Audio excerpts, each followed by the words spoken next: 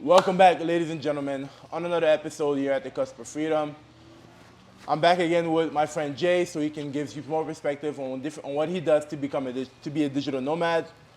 Remember, we all have different backgrounds and experiences, so make sure you take what resonates with you and leave what doesn't.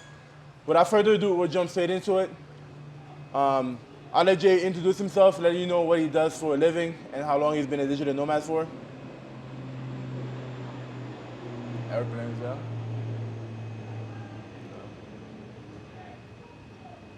What's up, man? I'm really happy to be here. Thank you for having me. Again, like you said, my name is Jay. I go by Jay, but my name is Jarrett. I've been actually just traveling for about I've just been moving around as a U.S. nomad, I guess.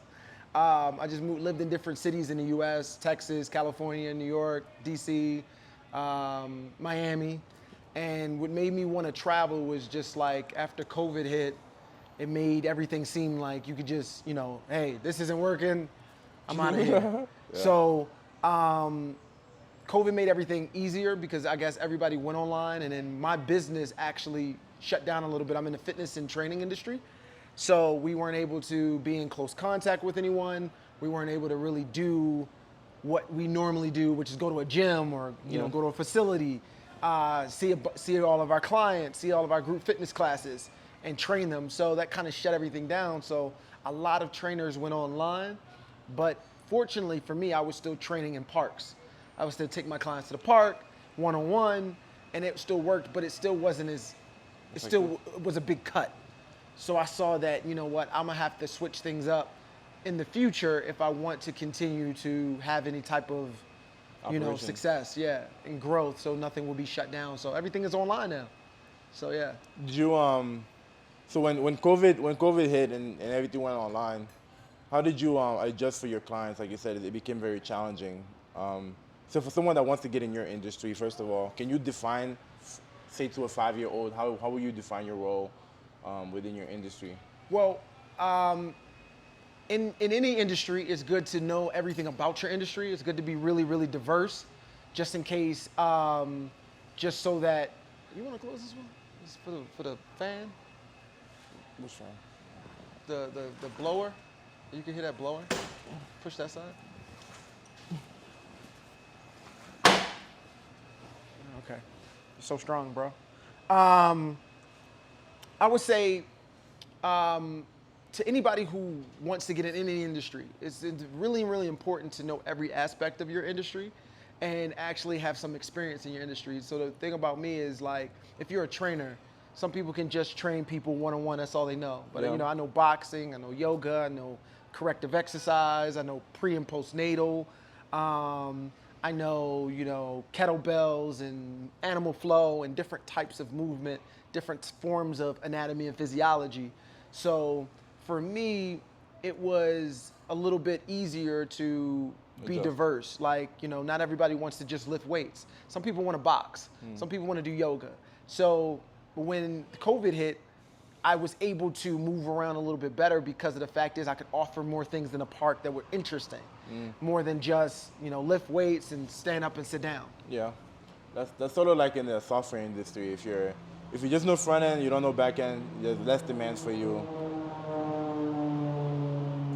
Then if you know your back end, front end, and all the other stuff. So Absolutely. I guess I kind of see what you mean. Yeah.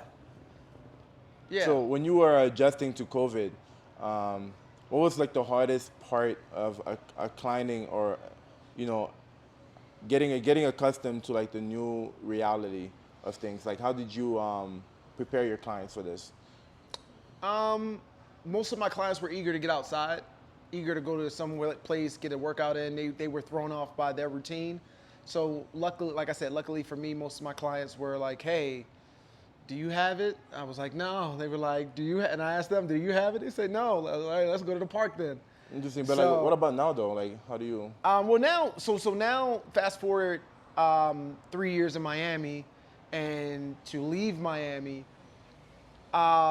because of what I kind of experienced in COVID, when it was time to leave Miami and leave my in-person business, which I've always wanted to do. I've always wanted to be like a travel vlogger.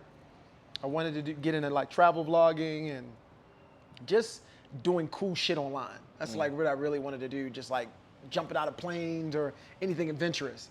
So when it came to leave my apartment, my lease was up in my apartment, so it gave me an opportunity to not only decide what I wanted to do next, but also gave me the opportunity to say, hey, let's take this serious. Let's take our entire business online and let's see what happens. So that was really good for me. Interesting. Hold up.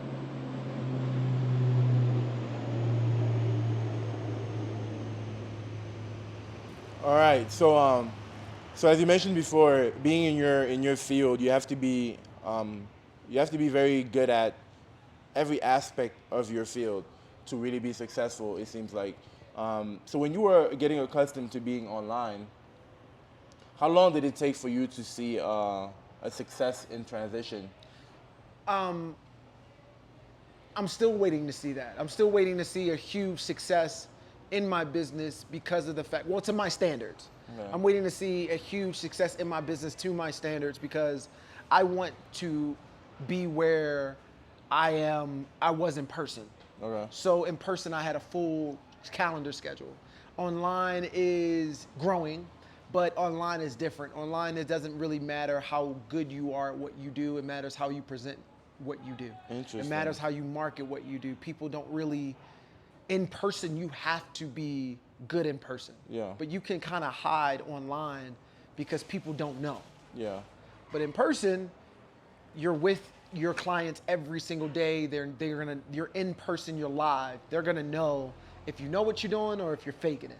Okay. And online, you can just look the part but not know anything. Interesting. So for me, it was a completely different world of, I'm used to the expertise speaking for itself versus how I market it. But you know, I think that kind of draws my attention in the sense where, like, if you don't know, if you're not really an expert in that field, the clients are gonna feel it, right? But if you're really the expert in the field, then it's gonna be less sensible, and your business is probably gonna thrive a little the same, right? Yeah. Well, I mean, are we talking in person or are we talking online? No, I mean, like you said, in person you get to interact with the clients, but online you don't get to interact. So, you know, like you said, you might not know what you're doing, Right. But it's not shown as much, right? Right. Which means that if you're online, the clients can sense that you might not know what you're doing if you really don't know what you're doing. But if you know what you're doing, it's going to be less likely for them to sense that. Well, I mean, yeah, if you, there's a lot of people, I don't want to go too far into it, but there's a lot of people that they don't design their own stuff. They don't design their own programs. They've marketed themselves in a way where they're just able to look good and sell something. And you don't actually know what you're buying. You think you're buying one thing, but then you're getting something completely different. Interesting. Okay, so how long have you been on this path, on this journey for? How long have you been an expert in your domain for? Well, I've been in my field for 8 years, 8 to 10 years, on and off, because I did take some breaks to pursue, the medical field. I tried to, I was going after the fire department. That's actually what made me move to Miami from Los Angeles when COVID hit. It shut down our fire academies. So I was right there, supposed to go in October of 2020, and then that just didn't happen. And I was just, like, I don't want to wait anymore.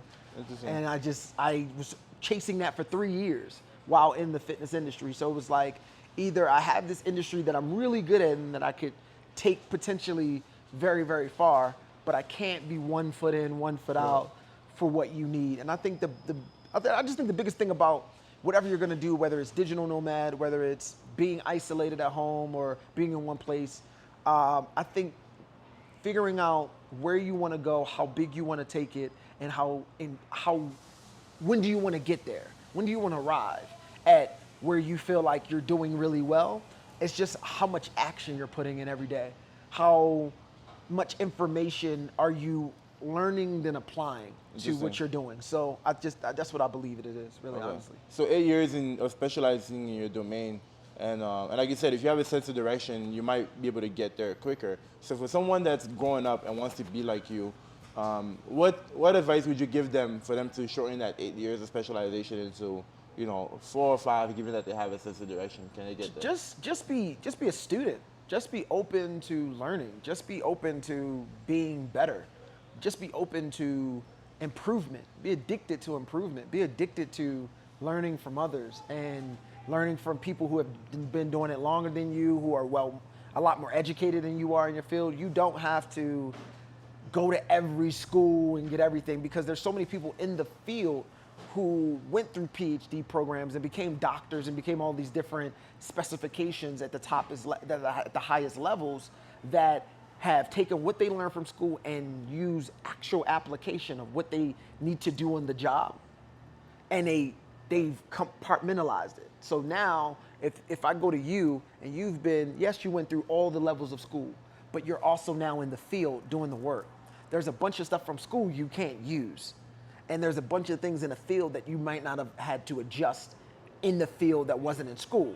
So I'm gonna come to you and I'm gonna learn so much from you that's actually practical, that I can actually put into action with my clients. Is this how you got a client to your domain? Did you learn from someone? Oh yeah. And if so, how does someone that gets in your domain find people that, you know, like, where were you when you found this person? And how can someone find these people who they can learn from to become like you?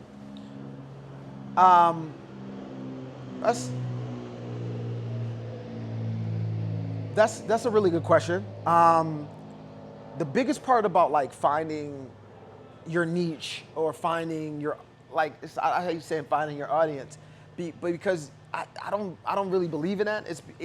I was able to get clients in training business because, number one, everybody wants to, in the States, everybody is trying to lose weight to get in shape. What I would say is, I've always wanted to train a certain type of person. I've always wanted to train someone that was serious. I was always attracted to people who took life seriously. Who took life seriously. So for me, I went to higher levels of like the best gyms, the best training facilities, the best colleges. Like that's where I wanted to go and learn from. I wanted to learn from the best. I didn't want to learn from Joe Schmo down the street that's kind of doing it out of his garage. No disrespect to people doing it out of their garage, but I wanted to be around an environment. I excel really well in group settings.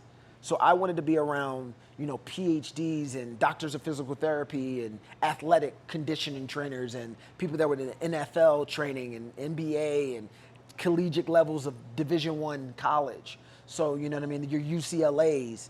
And so I wanted to always learn what they knew. And I did. So I would say for anybody who's going out to learn anything, get around the people who are doing it at the highest levels and get around the people who are doing it the best, because guess what?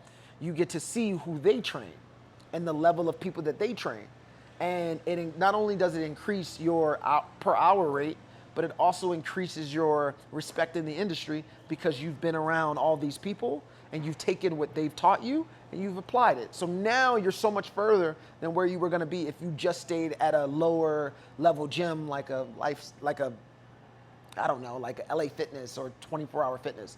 Like, you're not gonna get elite levels of education and training in the training industry in the lower levels of gyms. It just doesn't show up there. Interesting. They don't, you know, so yeah. So it sounds like you worked at one of these like higher gyms in order to meet people that could be potential mentors or clients, right? Yeah, it's just like anything. Like if you go to a Sizzlers or Red Lobster, you're not gonna get high-end ticket sales or high-end tips. But if you go to the best steakhouse or the best seafood house or the best chop house in the city, you're gonna get the people that really want, that want service, that want a certain standard, that want a certain level of fine dining.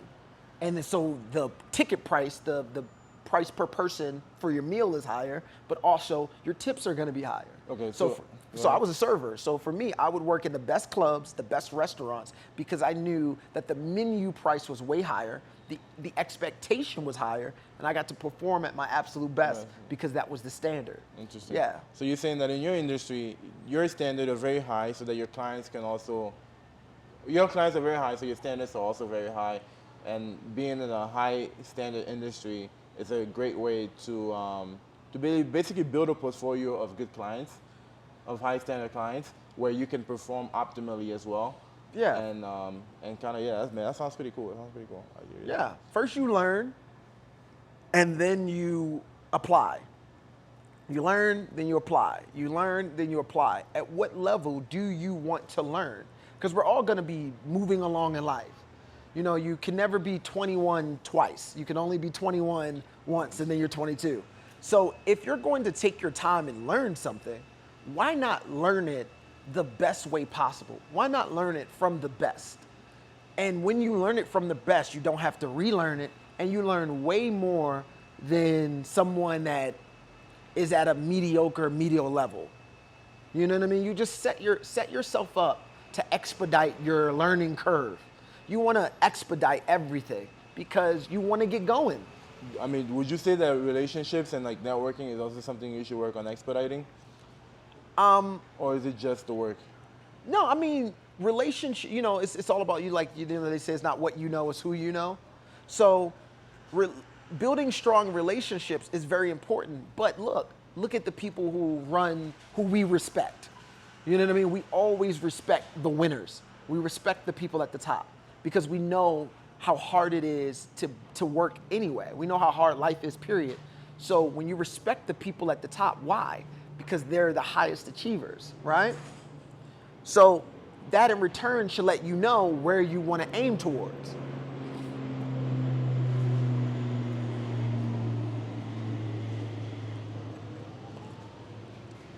Did I answer the question? Yeah, I kind of forgot the question I asked. But given you've been in the industry so long, where do you see yourself in 5 years? Like, do you see yourself growing your business? Do you see yourself, you know, hiring people to do what you do? You know, I thought about that so much. Did I want to recreate and create a program to where people are learning how to properly train, or I didn't know where I wanted to go. What I do know is I'm in the service industry, so I'm here to serve. I'm here to help. So as long as I'm helping people, but what I'm going towards is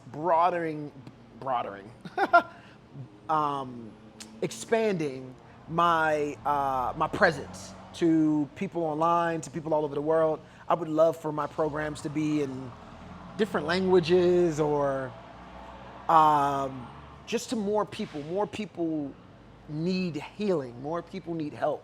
More people need direction. And more people need accountability, most of all.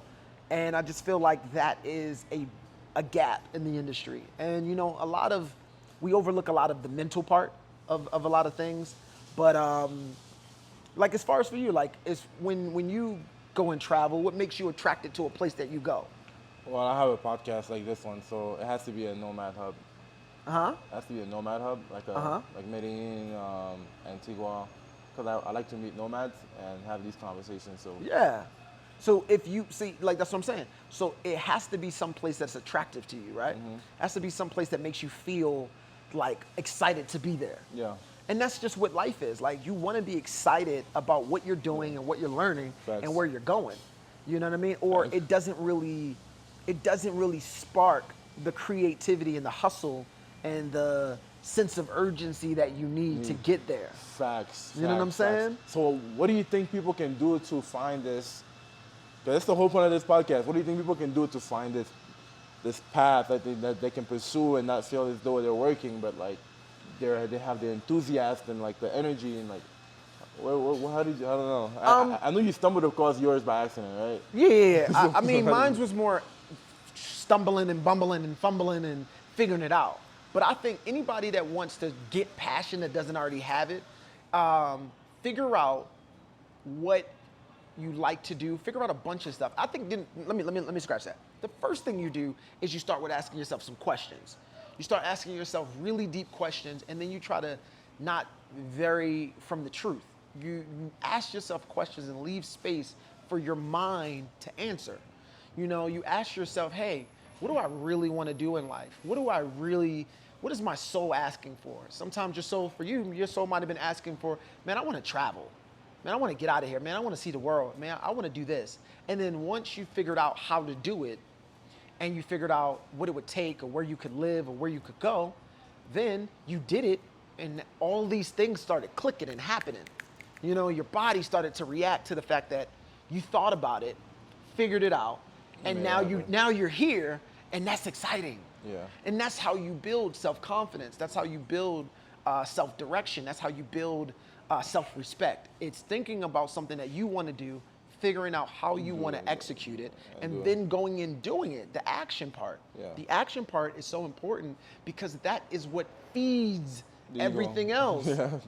You know what I mean? Like, we can't get to the mountaintop until we do the first couple steps to the mountain. Yeah. And there's multiple mountaintops. There isn't just ascension and you're at the top and then you can not work anymore. People have to realize, like, in order to do anything that a lot of people don't do, because digital nomad is a small thing, and people have been doing it for years, but now it's kind of growing because people realize after COVID, I don't have to be locked down in one place. I don't have to be in an office. So now people want to move around. People want to explore. So you got to realize I still need to work. You still got to work. You still got to work hard because the work never changes. What's required from your goals don't change. It takes a certain level of commitment and sacrifice and execution. But you can find your joy and happiness from the location. Like, we're in freaking Colombia. It's birds are chirping outside. It's beautiful weather. It's super duper warm. You know, like, life isn't sad. Yeah.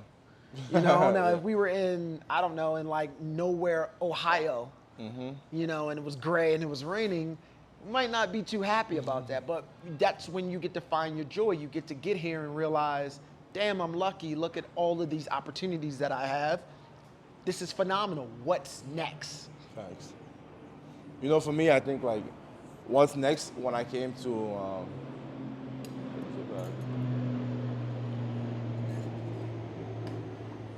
I think when you travel, you also meet different type of people.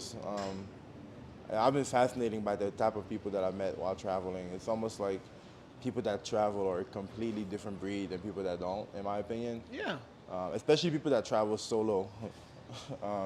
Yeah, I just find it very fascinating. Hence why we're on this podcast. So yeah.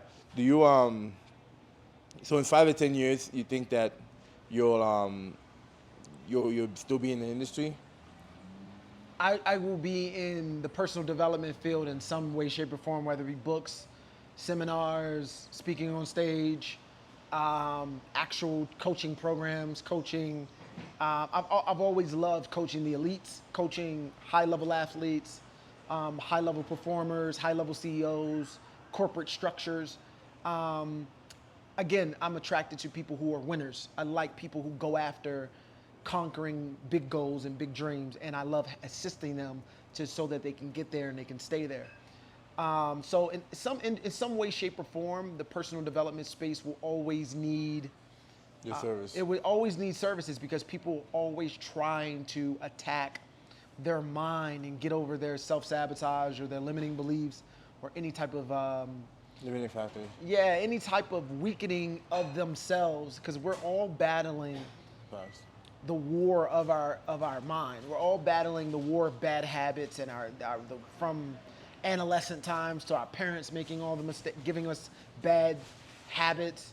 So moving forward, we really want to get unblocked and move on. So I think people will always need development. People will always need some type of coaching. So yeah, I think this industry is going to be necessary in the coming years because everything is online and everything is becoming so over a computer screen that we're finding more people that aren't like us, that are staying home, are finding more depression and finding more, they're down in their depths because they're not socializing as much. We get to socialize and travel. We get to stay in places where we can meet up with like-minded people, but people at home aren't doing that as much. Yeah, it's a completely different mindset. It's a completely different mindset. We're willing to get up, grab our bags, and go face whatever. Go face the unknown. Yeah, that's tough. That's tough. What do you think would happen, right, if more people became nomads?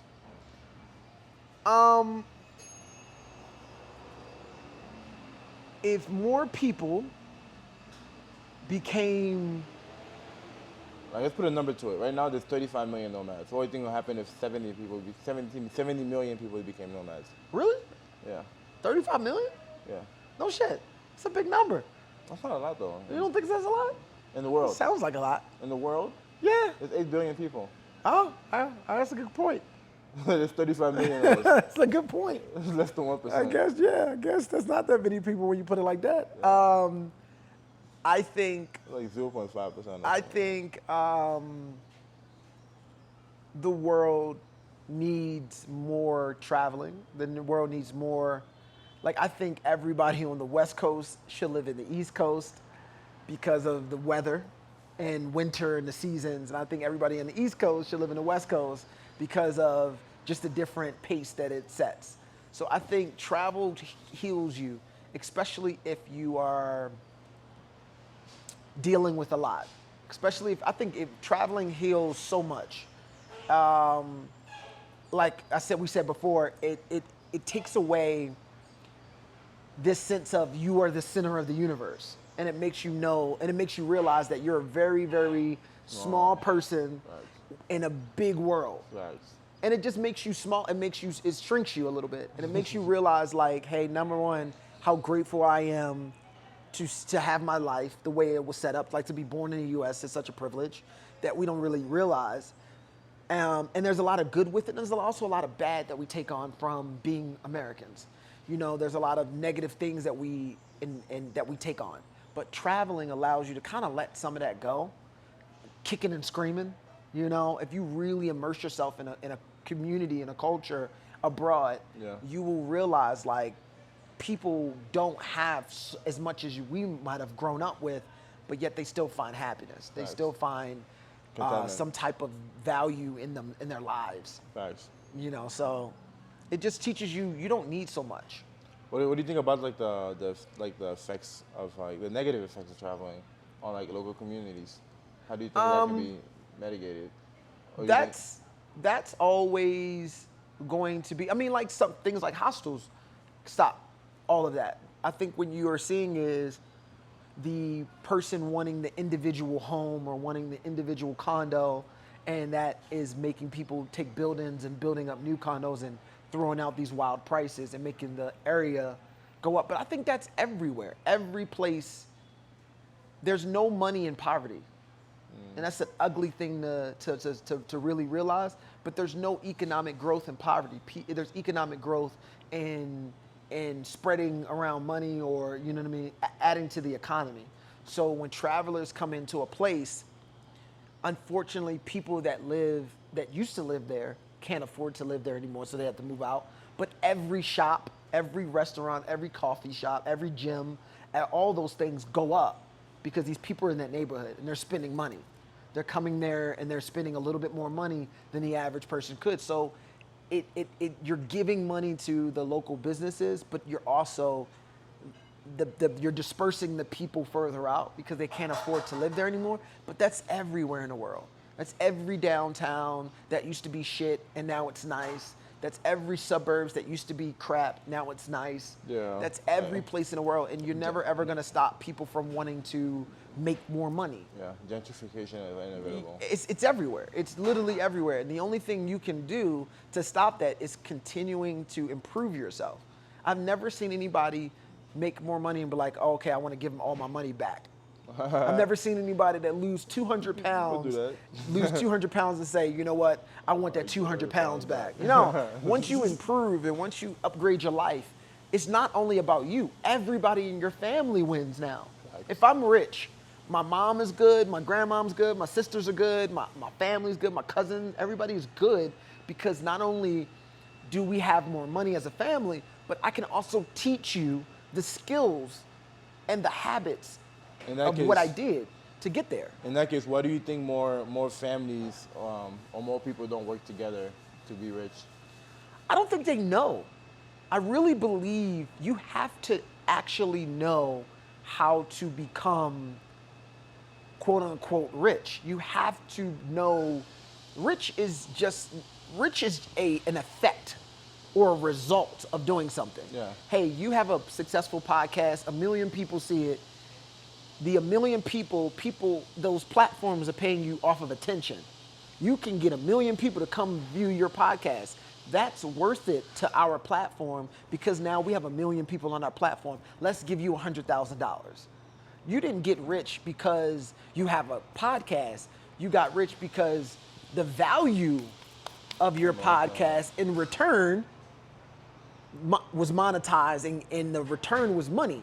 The monetization was cash flow or cash. So what do you mean people don't know how to get rich? You know what I mean? Like if people put their minds together, they can't think of ways to get rich? I'm pretty sure they can.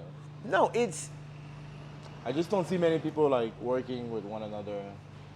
But you have to ask yourself why. Why is most people, individuals, alone and they're not in a big group, a family, big group? Because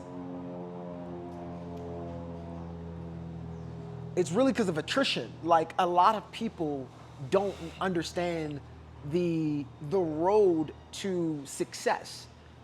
Most people won't be homeless. Like, we talked about before. Most people, like in my case, wouldn't go through being homeless to chase their dreams. Facts. They would realize it was too uncomfortable for them Facts. and they wouldn't do it. So most people don't want to do the work or are afraid to fail in the process of going towards their dreams. So it's like, why aren't most people so rich and working together? It's because you have to realize it's a hard thing to do to become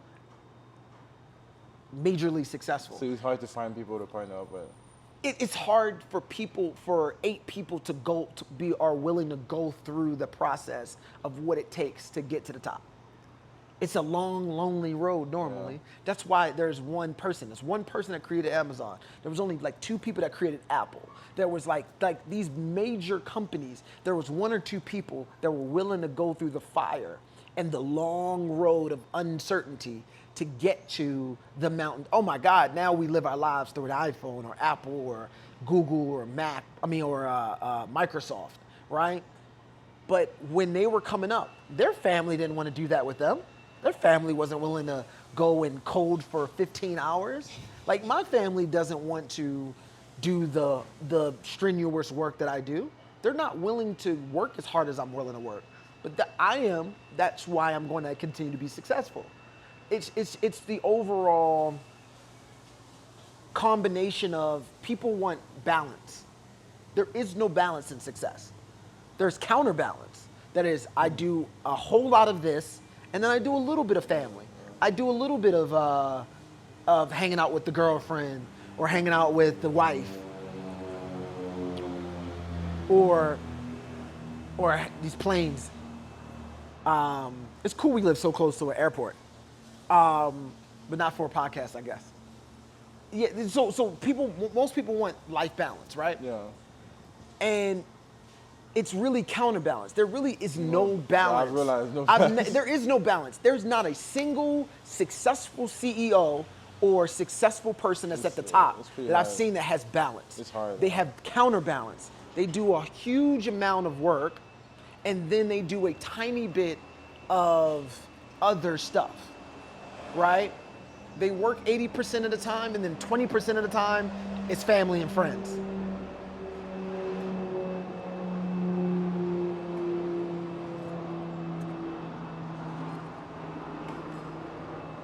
Facts. It's hard to balance when you're so focused. Yeah, it's pretty hard to balance out. Yeah, because there isn't. Balance doesn't exist. Balance is a fantasy that has been sold to people in the middle to make them not to feel like they have some sort of freedom. There is no balance. The most balanced people don't have a lot because they're spending their time. It's also about what you value. If you want to be like superly financially well off, if you want to be financially well off, if you want to have a huge company, there is no balance. Yeah, because to be huge and to excel, it's a price for it. Yep. It's a certain time in it that you have to have. It's Yep. There's a certain sacrifice that it takes. It's a certain 10,000 hours that you have to put in. Yeah. So it's really, really hard to work 15 to 18 hours a day or 10 hours a day every single day and then have the energy and focus to go do other stuff. to go spend 6 hours with the kids and then spend 6 hours with your wife and go hang out with your friends and go to bars. Nice. When you're going after success and reaching the top, choose your you choices. don't have time to do those things. So there isn't any sort of balance. There's, like I said, again, counterbalance, which is I do 80% of my life is this, and 20% I fill in relationships with my friends, relationship with my family, and relationship with anybody else that's important. I agree. And once you reach a certain level, then you get to take more of your life back. Facts. But on the way up, you have to pay. You have no life. You have no life. You have no life. I agree. And but that's what makes people not do it. Yeah. They do not want to sacrifice not having a life for a little while to achieve something that and you got to realize most people don't believe in themselves. Most people really don't believe that they can be digital nomads. So maybe that's why. Maybe if people believe in themselves, they'll be more likely to take that sacrifice. Yeah, when you believe in what you're doing, you're more likely to see it through. But most people don't even believe that they can be digital nomads. Most people don't believe that they can pick up and just travel and just leave wherever they are. They'll believe soon, don't worry. Yeah, I get, as your podcast grows and it becomes bigger, people will know that there isn't so much fear to do it. Yeah. But that's really the thing. Most people do not believe in what they're doing or what they're going after. And their belief system is robbed. I think the system preys on people's fears. It's almost like it's almost like people have, there's so much potential that goes wasted because people are afraid. Yeah. But like if people weren't as afraid, then the world could evolve so much faster and so much better, Yeah, there will always be a class of people who are adventurous and they go and seek, and there's always going to be a big group of people who want to just stay in line with the person in front of them. In line, like a lot of my, I have a huge family, but only a tiny piece. Hold on one second.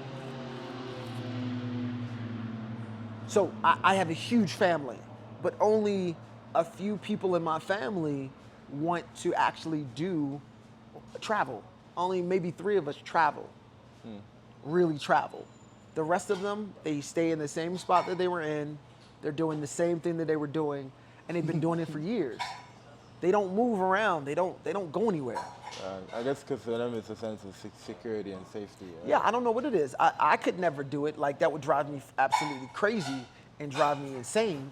But,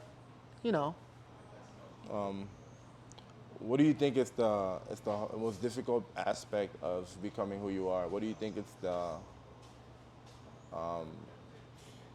what can someone look forward to being the toughest adversity they'll face to become a successful personal trainer for high quality people? Wait, say that one more time? What's like the adversity they should expect from pursuing the path you're on? Oh, patience. Patience and time to be a student. Patience. Like, it's gonna take longer than you think. It's gonna be harder than you think. Underestimating the process is probably the biggest thing. You're just not gonna be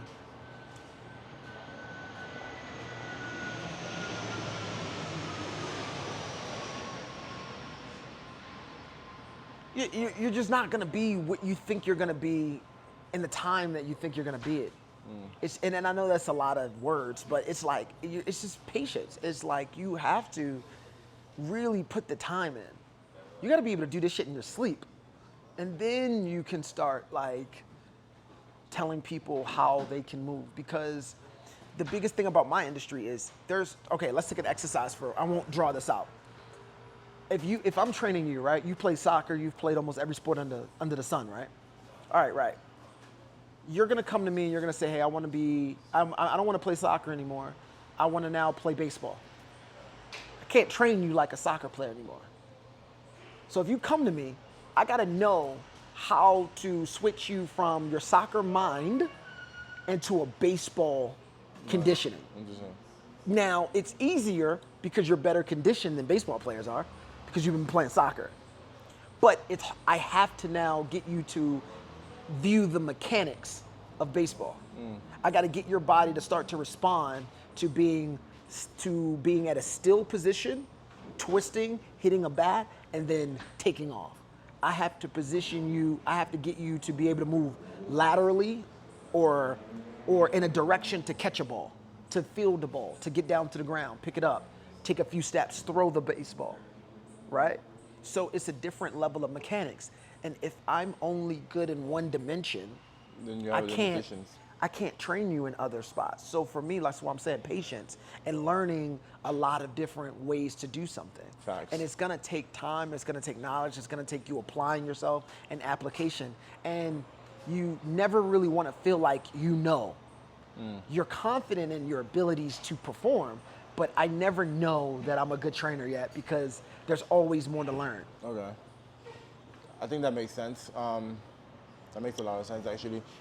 Broadening your expertise in different domains, or in the same domain but like in different fields within that domain, can help you be more useful to clients and more versatile to receiving clients, right? Okay, so you're in tech. If your boss came to you, or a different company, say you were doing tech and finance, you're doing financial technical analyzing or something, and then a company came to you and say, hey, could you do cybersecurity? And you knew how to do a little bit of cybersecurity, but hold on one second, I gotta start that whole thing over. There's like truck and this plane is about to go over top of our heads.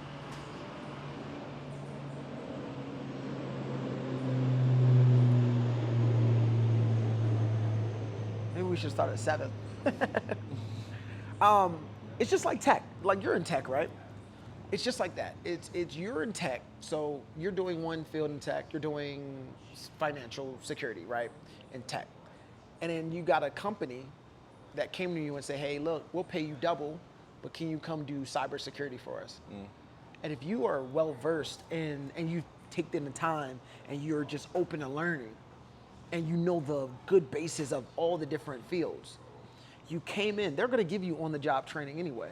But you're so open to it, and you're ready, and you're eager, and you've learned a bunch of different fields that other people was like, oh no, I'm only gonna learn financial tech. Yeah. I'm only gonna learn this type of tech. You were like, no, I wanna learn everything because I'm excited about tech. Oh, I wanna learn AI, I wanna learn all the stuff. And now, here comes this company, and like, hey, do you know how to do this? And you're like, yeah, I know how to do that. So it's pretty much like you become a jack of all trades within your You domain need to. because to. you're passionate and it doesn't feel like work. And that's the way the world is going. The world it might switch on us in a dime. We don't know if we're gonna get another COVID. We don't know if we're gonna get some type of another shutdown. So what happened if your field dries up? You see what's going on in real estate. Real estate is crashing, the market is doing some crashing. So if your only skill is real estate, then what? Yeah. Like you have to Be a jack of all trades. You have to be a little diverse. A portfolio, a great financially free portfolio has 7 different streams of income in it. 7 different ways of bringing in income. You cannot be a one-person income anymore. You have to be able to create multiple streams of income now. Right. And that's just the way the world is. And if you do not adjust to it and you don't move towards it, you're going to get eaten up by the aggressive expansion of technology. Capitalism. Yeah. Do you you mentioned that self-belief is one of the biggest You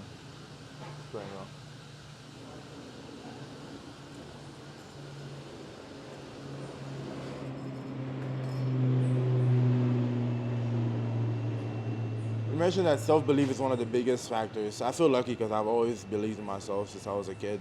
But for you, how did you ever have to overcome self-belief? And how would you advise someone to overcome self-belief? You mean self-doubt? Self-doubt. Yeah. Self-doubt comes from a lot of different places. It comes from not seeing it being done in your universe. Like most people, most men become their fathers. So if your father if your father was had a lot of self-doubt, had a lot of insecurities, had a lot of a lot of low self-esteem, 9 times out of 10, you're either gonna go so far in the other direction because it disgusted you, or you're gonna be most likely like him. Most people are like their parents. So if your parents are high achievers and a lot of and big.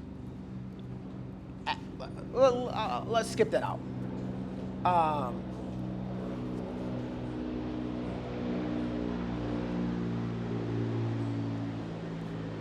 Delete that whole part. So are you saying that if No, I'll say it like this. To answer your question, if believing in self-doubt, getting away from self-doubt and getting more into self-belief it's really about little steps. If you don't acquire it from your parents, if you don't acquire it from your dad, if you don't acquire it from your support system, right? You're probably going to have a lot of self-doubt. If you don't see a strong sense of self-worth and confidence from the people that you were growing up with, then you're probably going to be insecure. You're probably going to doubt yourself a lot, right? And how you reverse that is by you learning more about you. Again, asking yourself questions. What do you want? Where do I want to go? What do I want to do? Who do I want to become? Who do I not want to be? And I think that's the biggest thing. Dealing with your self-doubt, self-sabotage, insecurities, and low self-esteem is not paying it. It all stems from you not having enough information about yourself and who you are. And it doesn't mean everybody is going to like it, but that doesn't matter because it's about a self-discovery. It's called self-esteem. It's called self-doubt. It's called self-insecurities. It's like your insecurities. It's not somebody else's. It's not your parents. It's self. So intimacy. Into me, I see. Intimacy. And it's like becoming intimate with yourself to the point where you know so much about yourself and you know so much about, okay, I have self-doubt. Okay, why do I have self-doubt? Where did it come from? Where did it stem from? Who can I talk to about it? How can I go get help on it? I don't want to live like this anymore. Bam, bam, bam, bam, bam. Just by me going after seeking into me, I see, me coming intimate with myself, now I can go and actually fix these things. But I gotta first realize that it's a problem. I gotta first address it as a problem, and then I'm able to fix it. Most people do not want to deal with the idea of admitting it, facing it, and then fixing it. Nice. Because it's all hard work. Because you know what the easiest thing to do in the world? The easiest thing to do is for me to punch you in the face. You know the hardest thing is for me to punch my damn self. And that's what we do. I'm gonna tell you about yourself, and I'm gonna blah, blah, blah, blah, blah. But it's harder to change it on yourself and say, I am the problem. I am the reason why I am where I am. I am the reason why I have the insecurities that I have. It's not my mama's fault. It's not my daddy's fault. It's my fault. And fixing that is going after figuring out why. That's how you build real self-confidence. You go do the work on yourself. And once you do the actions and you get a couple wins, that breeds a little bit of belief in you. Hey, I want to do 10 pull-ups. I did 5. Then I did 6. Now I'm at 10. I believe I can do this. It's built by doing.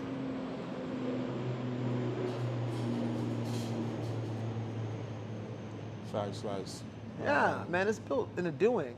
Yeah, I think self-doubt is definitely a key thing anybody has to overcome to become. A lot of people suffer from high levels of insecurities. Even digital nomad, everybody does.